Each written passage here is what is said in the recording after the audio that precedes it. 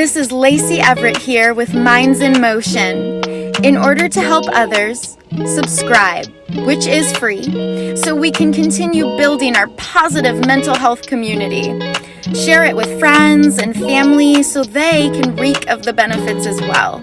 I truly care about your success, so I would love to see your comments and thoughts.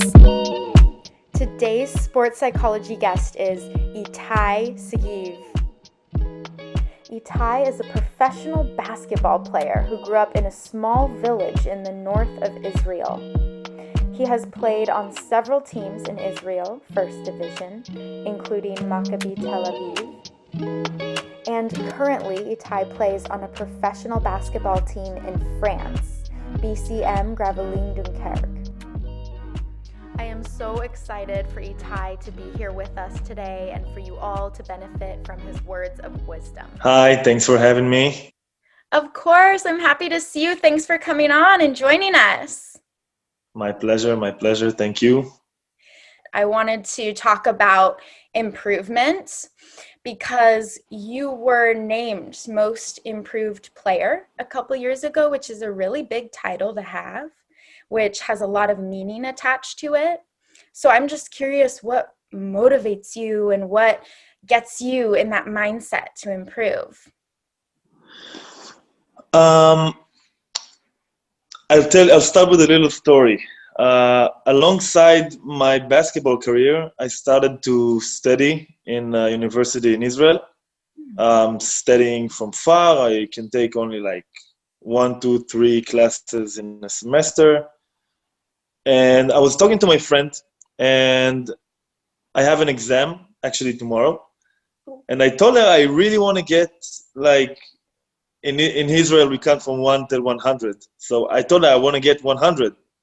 And she told me, like, nobody cares about it.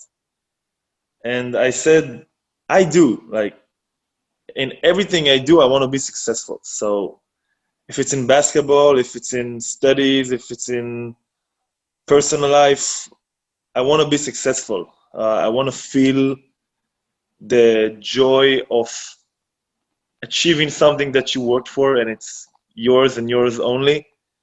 So in basketball, you can feel it every week in the games, every few days. In real life, it's less common. So I'm enjoying basketball as much as I can right now because I know it's not going to last forever.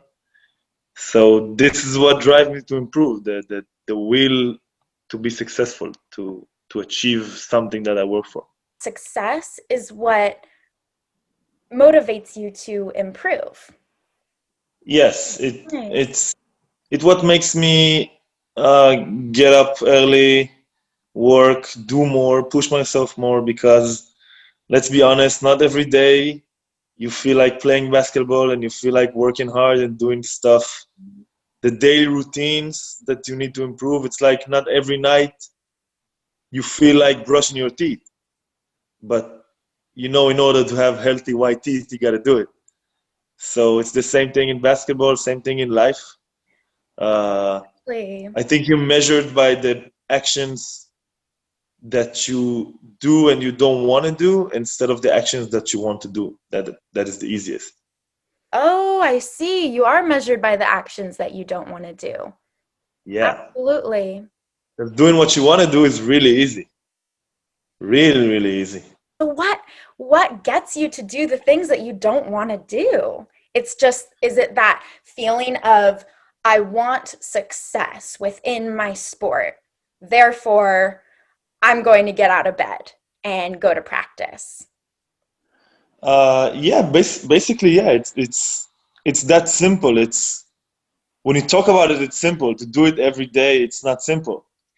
But eventually, I used to think about things as I do it because I know if I'm not gonna do it, I will be bad. But I changed the way I think.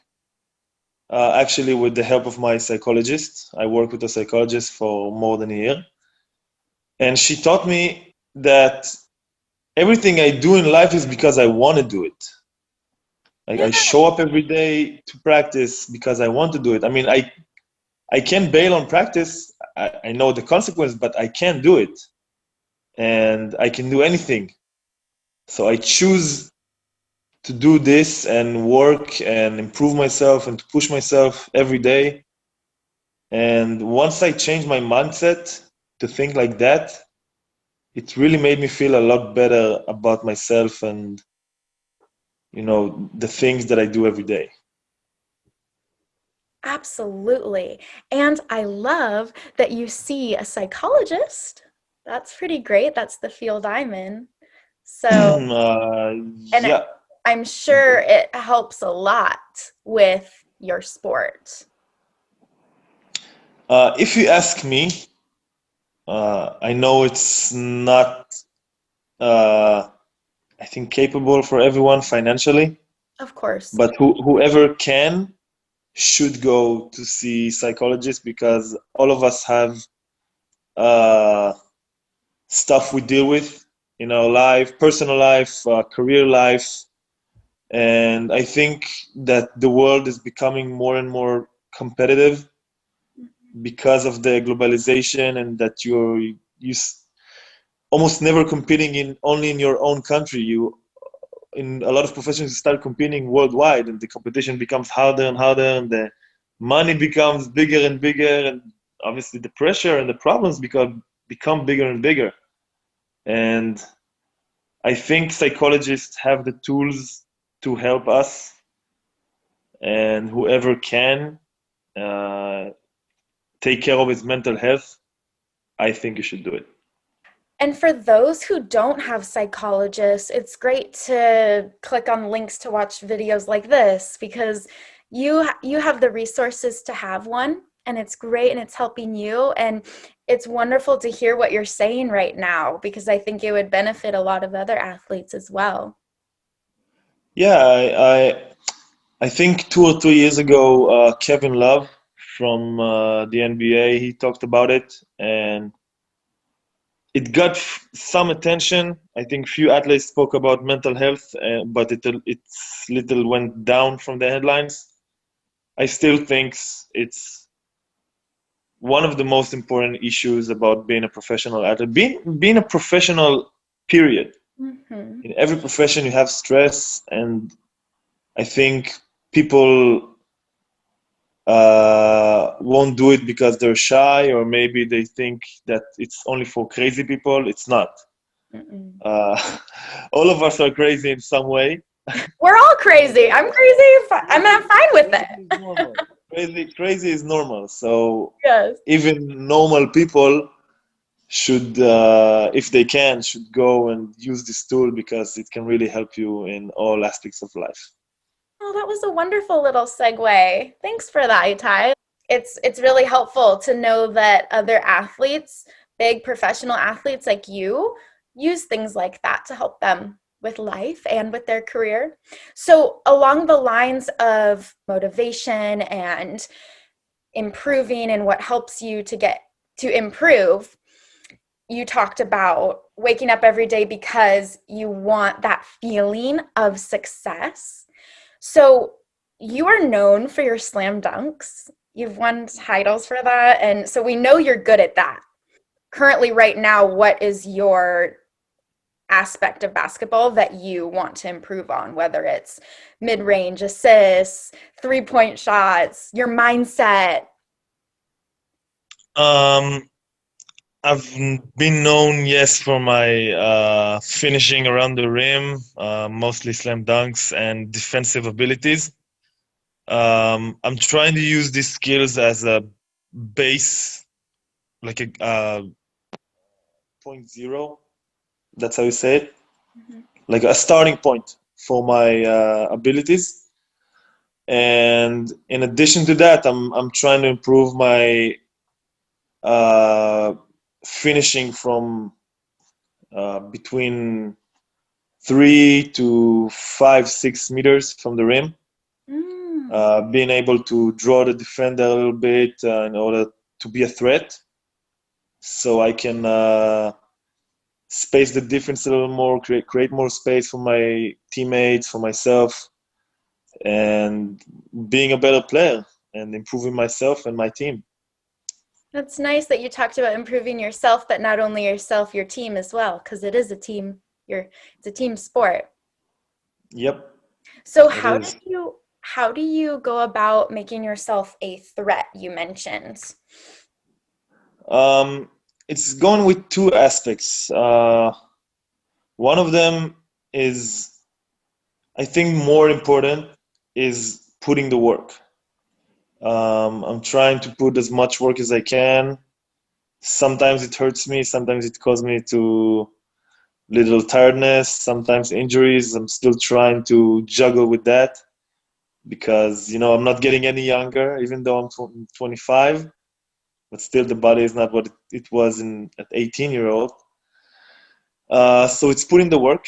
And the second thing is about confidence. Like I said, with my psychologist, with my coaches, with myself, because I believe that eventually, if I put enough work, I will feel confident enough because I've been in that situation in practice. So I'm trying to be mentally strong to translate it to a game situation, uh, and that's it, basically. That's nice. That's a lot. That's wonderful, Itai. And the part where you talked about confidence is another thing you're trying to work on with being better at being a threat to your opponents and such. That makes sense because the more you practice it, the better you're going to get, the more muscle memory happens. And by the time you're on the court, it'll just be natural to you. So that makes sense that it comes when you put in the work, which is the first thing you touched on. Yeah, yeah, exactly, Nice. exactly. So you talked about being fatigued and injuries. How do you pick yourself back up when you're feeling those things? And what's something you could tell the other athletes who struggle with that as well?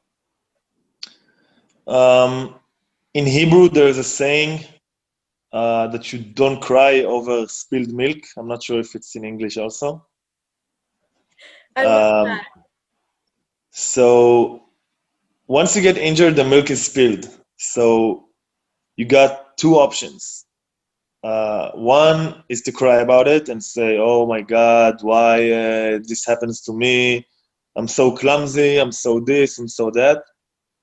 Or you can just take a napkin, clean the milk, and make sure that next time you're not gonna leave it open on the table, or you're gonna put it back in the fridge right after you use it. Whatever. Like, try to learn from it and do your best to improve the situation because this is the situation right now. To be honest, right now I have an injury in my heel, which I don't really know what it is right now. I have my X-ray tomorrow, but this is the situation. Like, I can say, okay, I hate the situation. It's so sad. I'm in a new team, but I cannot change the fact that I'm injured. So I'm trying to take care of myself. I'm trying to study as much as I can about this injury, uh, to see how my body feels with it. Uh, I don't walk around. I don't do anything to disturb the process of healing because that's all I can do. If I deny the injury for myself, I would just make it worse. So the mindset is just the milk is spilled, take a napkin and clean it. Whew, that is the best story. I'm gonna write that on my wall. That we learn from the spilt milk. Take a napkin, clean it up. I like Yeah, that. you don't cry over spilled milk. This is the saying in Hebrew. So, Itai, I wanted to ask you what it's like traveling from country to country playing basketball. Um, when I played in Maccabi Tel Aviv, we used to travel a lot to Europe, obviously. Um, it was nice because you get to visit a lot of cities. Uh, to be honest, you don't get a chance so much to see all the sites because you go there to play. You go there, you do a practice, you go to sleep. The next day you have a game. Usually you come back in the night after the game.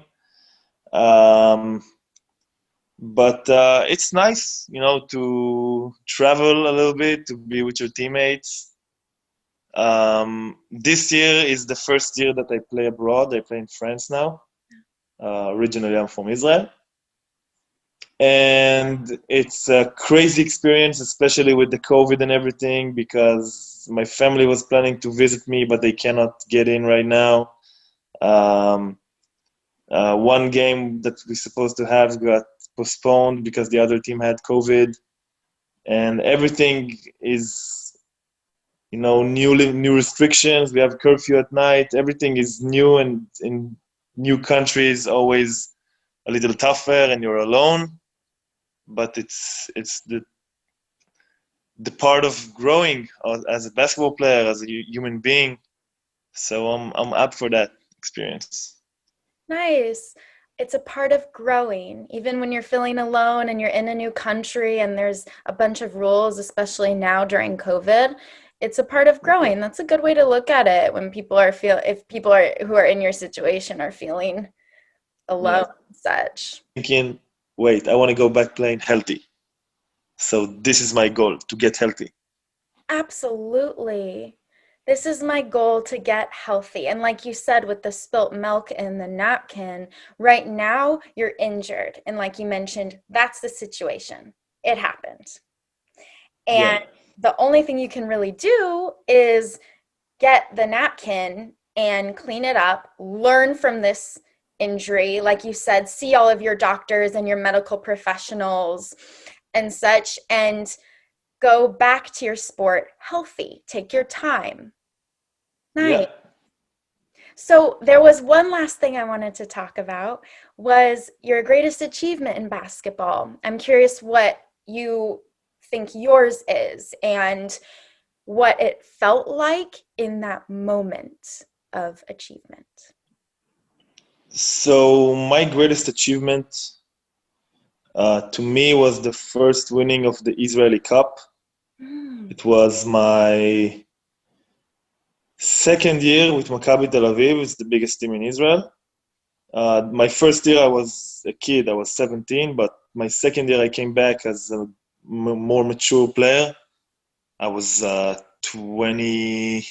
I was 20, and to be able to play in front of 11,000 people, winning a title for the first time in my life, was really excited, and to be a meaningful part of the team. Like, I wasn't on the bench, I was really meaningful part.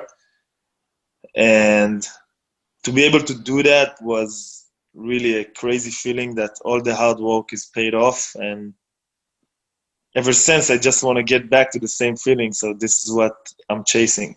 Oh, chasing that feeling. Well, I'm sure it'll happen soon once you get back and healthy. And I wish you the best of luck, Itay, with basketball. You are extremely talented, and good luck on your exam tomorrow. Thank you. Thank you. And with your injury. Thank you. And everyone who watched this, I hope you're feeling okay and you're happy, and wish you all the best. Thank you so much, Lacey. Thank you. Bye-bye. This is Lacey Everett here with Minds in Motion. In order to help others, subscribe, which is free, so we can continue building our positive mental health community. Share it with friends and family so they can reap of the benefits as well. I truly care about your success, so I would love to see your comments and thoughts.